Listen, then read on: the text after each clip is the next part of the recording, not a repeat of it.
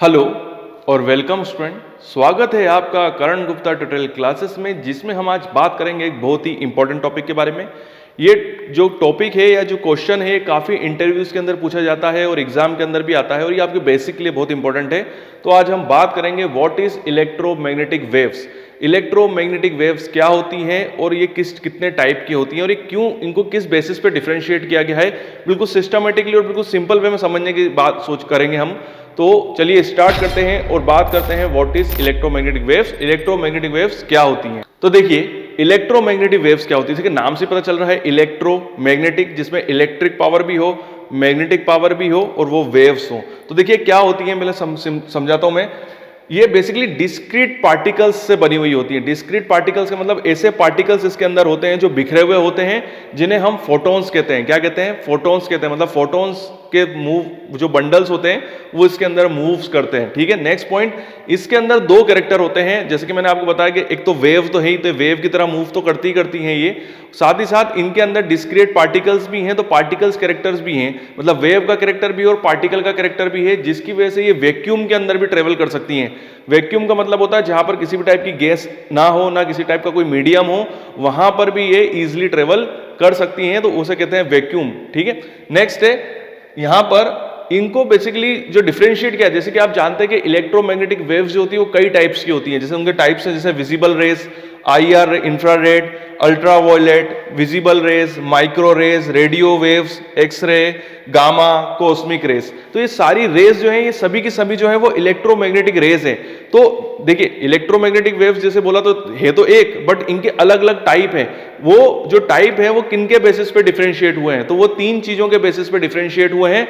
वो है wavelength, frequency और एनर्जी। फिर से बता रहा हूं, वेवलेंथ, फ्रीक्वेंसी और एनर्जी के बेसिस पे इलेक्ट्रोमैग्नेटिक वेव्स को डिफरेंशिएट किया गया है।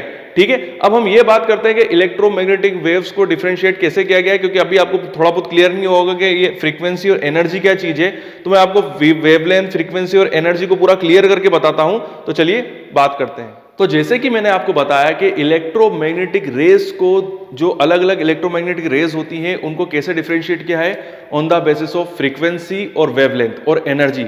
इन तीन कंपोनेंट के बेसिस पे इलेक्ट्रोमैग्नेटिक वेव्स को क्या किया गया है? डिफरेंशिएट किया गया है। तो वो किस बेसिस पे किया गया है, तो उसके लिए मैं आपको थोड़ा सिस्टमेटिक को समझाता हूं और ये थोड़ा सा आपके लिए फेमिलियर भी है। हम बात करते हैं एनर्जी ऑफ इलेक्ट्रोमैग्नेटिक रेज की।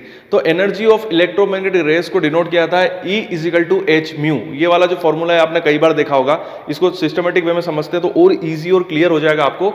E = h म्यू, जिसमें E जो है वो एनर्जी है, H जो है वो प्लांक कांस्टेंट है, जिसकी वैल्यू होती है 6.624 इंटू 10⁻³ J सेकंड, और म्यू जिसे हम फ्रीक्वेंसी कहते हैं। देखिए म्यू जो है बेसिकली उसको डिनोट करते हैं C/λ।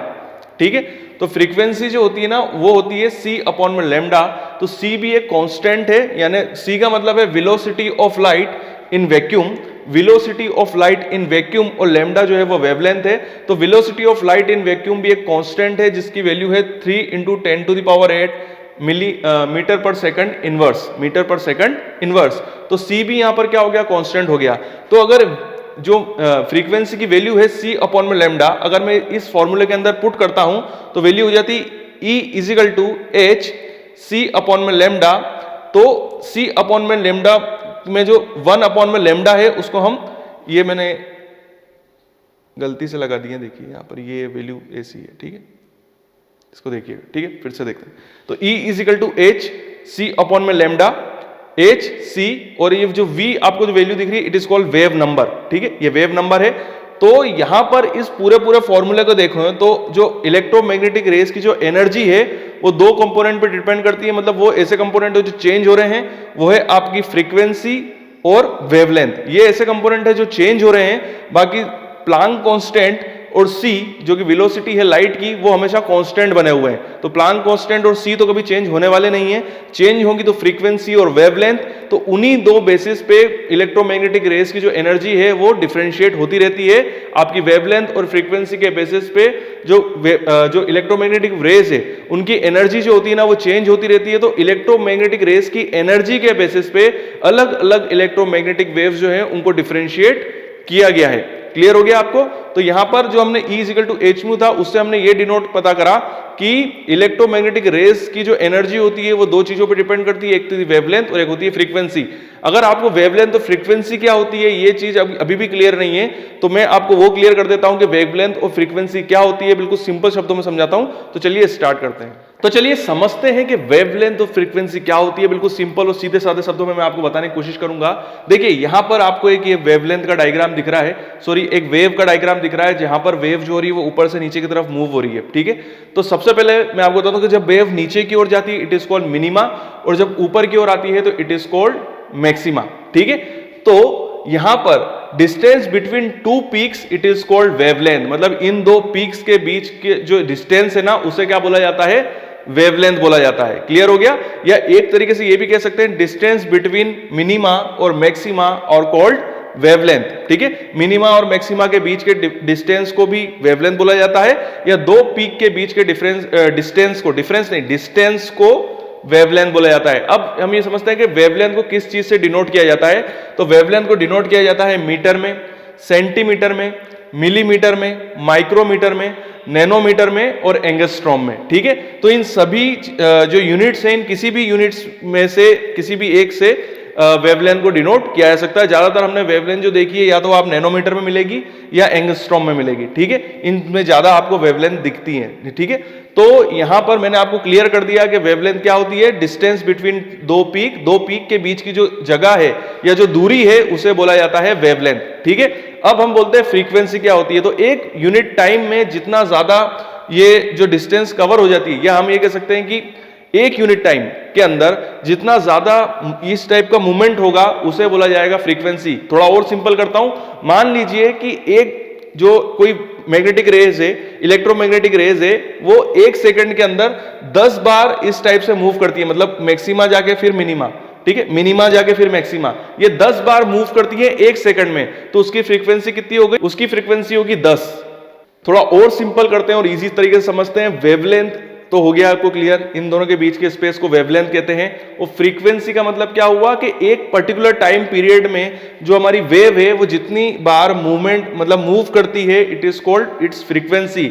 अगर वो एक सेकंड के अंदर 10 बार मूव करेगी, मतलब मिनिमा से आकर मैक्सिमा हो जाएगी, तो इट इज उसकी जो फ्रीक्वेंसी होगी वो 10 कहलाएगी, ठीक है। तो अब हम समझते हैं कि फ्रीक्वेंसी को किससे डिनोट किया जाता है, ठीक है। तो फ्रीक्वेंसी को डिनोट किया जाता है हर्ट्ज से, सीपीएस से, जिसे बोला जाता है साइकिल पर सेकंड। देखिए cycle per second hertz, cycle per second CPS, kilo hertz, mega hertz और फर्नसेल कहते हैं इसको, Fresnel 10 to the power 12 hertz, ठीक है।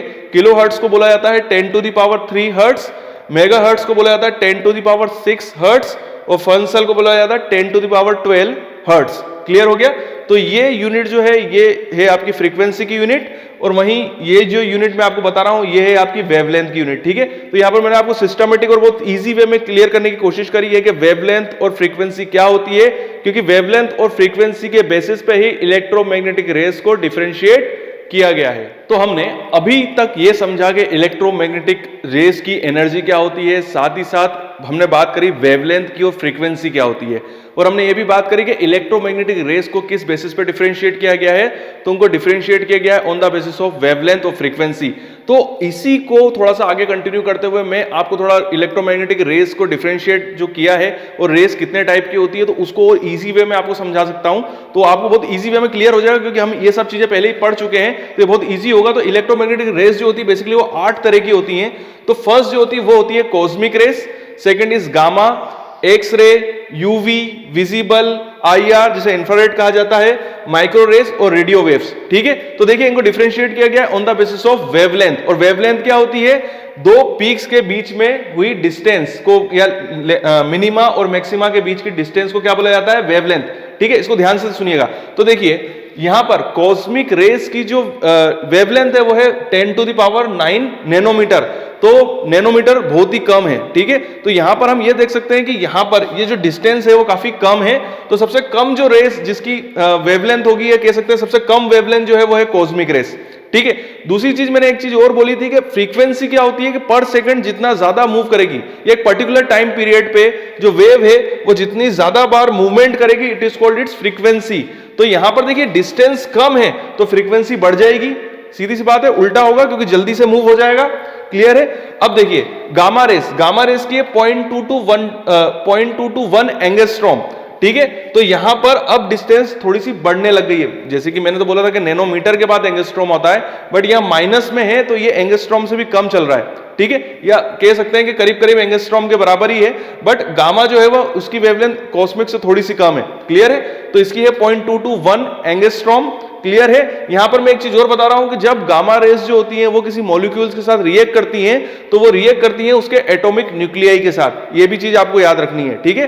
तो गामा रेस की जो वेवलेंथ है वो 0.2 to 1 एंगस्ट्रॉम है और ये एटॉमिक न्यूक्लियाई के साथ रिएक्ट करती हैं। नेक्स्ट है एक्सरे की है 1 to 10 एंगस्ट्रॉम, मतलब वेवलेंथ अब थोड़ी सी और बड़ी है, इन दोनों की डिस्टेंस और बड़ी है, तो 1 to 10 एंगस्ट्रॉम, और ये रिएक्ट करती हैं इनर इलेक्ट्रॉन के और एल शेल में, ठीक है। मतलब किसी भी इलेक्ट्रॉन या किसी भी मॉलिक्यूल के साथ जब ये रिएक्ट करेंगी तो उस मॉलिक्यूल के इनर शेल के अंदर प्रेजेंट के और एल के अंदर जो इलेक्ट्रॉन्स है उनके साथ रिएक्ट करेगी, ठीक है। उसके बाद है यूवी रेंज और विजिबल रेंज, इसकी है यूवी की है 200 से 400 नैनोमीटर और विजिबल की है 400 से 800 नैनोमीटर।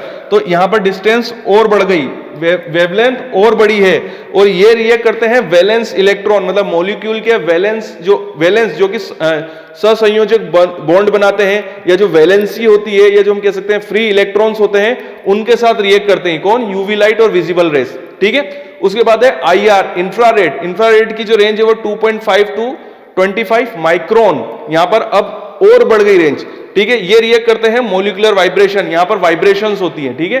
तो ये तो इलेक्ट्रॉन के साथ रिएक्ट कर रहे थे, और ये जो आईआर होती है वो वाइब्रेट करती है, ठीक है। क्यों? क्योंकि देखिए यहां पर एनर्जीज जो हो रही है वो चेंज होती जा रही है। क्यों? क्योंकि वेवलेंथ भी चेंज हो रही है तो एनर्जी भी चेंज होगी, तो एनर्जी भी चेंज होगी तो कंपाउंड के जो मॉलिक्यूल के साथ जो रिएक्ट करने के जो कैरेक्टर है वो भी चेंज होते जाएंगे, ठीक है। क्योंकि मैंने आपको बताया था कि फ्रीक्वेंसी और वेवलेंथ के बेसिस पे इलेक्ट्रोमैग्नेटिक वेव्स की एनर्जी डिपेंड करती है, तो यहां पर सबकी वेवलेंथ जो हो रही है वो बढ़ती जा रही है। क्लियर है। नेक्स्ट है माइक्रो रेस, इसकी है 0.1 सेंटीमीटर टू 100 सेंटीमीटर, मतलब यहां तो डिस्टेंस बहुत ज्यादा हो गई है, वेवलेंथ की बहुत ज्यादा वेवलेंथ है इनकी, तो फ्रीक्वेंसी काफी कम हो जाएगी, ठीक है।